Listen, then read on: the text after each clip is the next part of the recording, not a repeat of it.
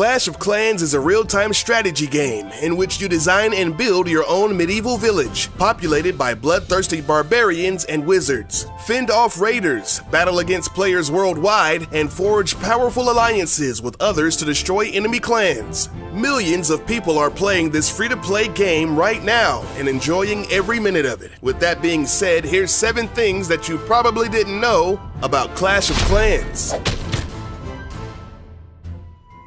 The creator of the game is Supercell. The company was founded in Finland in 2010. They are responsible for the hit games Boom Beach, Heyday, and Clash Royale. Supercell is valued at over $5.5 billion. Although these games are free to play, or freemium, players can make in-game purchases to give them the edge that they need to dominate their opponents. Clash of Clans rakes in about $5 million every day. Today, the company has a staff of over 250 employees. The crazy thing about all of this is that Clash of Clans has about 30 million active users, but the team that runs the game only consists of about 15 people. The workload may be insane, but the payout is pretty freaking sweet. Surprisingly, the game earns most of its revenue from the top 10% of players. Elite players know that the only way to stay on top is to shell out some big bucks. Players are incentivized to pay for wall upgrades, gold, elixir, and expensive archer towers, because if they leave their bases unattended in real time, other players can come along and attack them while they're away, losing trophies and resources. A Clash of Clans player named Panda spent over $7,000 in a single month, and at one time, top Clash of Clans player Jorge Yao spent $250 a week on gems. Now, you may be asking yourself how a dude living in a 300 square foot apartment in San Francisco can afford to spend that much a week on a game. Well, he had some very wealthy sponsors, most of which were from the United Arab Emirates. At one point, he was playing on 5 different accounts to stay on top. He even had the bright idea of wrapping his 5 iPads in plastic bags so that he could bring his gadgets into the shower with him. Jorge spent 6 months at the #1 spot, and he was the first player to break the 4,000 trophy mark and instantly became famous worldwide. But once he felt like it was taking over his life, he graciously bowed out of contention and stopped playing the game cold turkey. He hit the #1 spot again recently, but it only lasted for a morning. With all this cash flying around, you may be wondering, what do they do with all that money? Well, some of it goes towards marketing purposes. They can afford some big-name celebrities to endorse their game. For Super Bowl 49, they spent $9 million on a 60-second spot starring Liam Neeson. I can't wait to destroy your village while you beg for mercy, but you will get no mercy. I will have my revenge. Liam? I was going for Liam? Over here.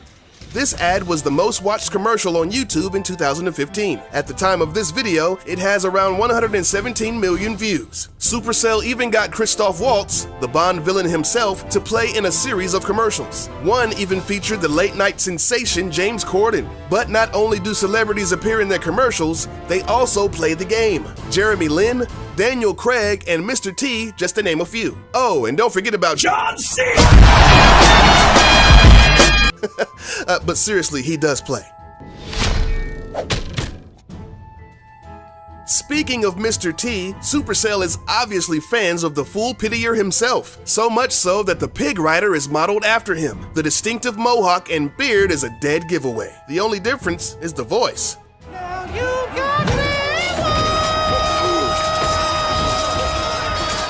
I'm not sure why the Hog Riders need to have such high-pitched voices. In the past, Mr. T has lent his likeness to other games. At one point, he was a spokesperson for the World of Warcraft game.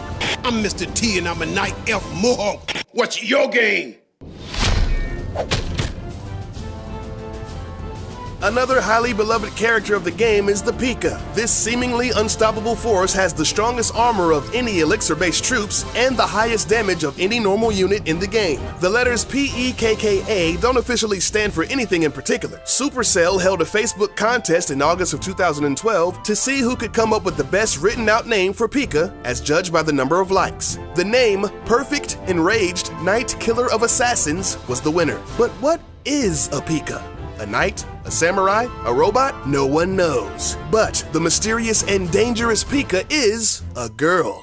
On one of the loading screens, there's a tip that reads, "The armor on Pika is so heavy that spring traps do not work on her." Now, some may say that calling a Pika a her is the same as christening a ship as a she, but honestly, at the end of the day, it doesn't matter what gender Pika is. It's still badass.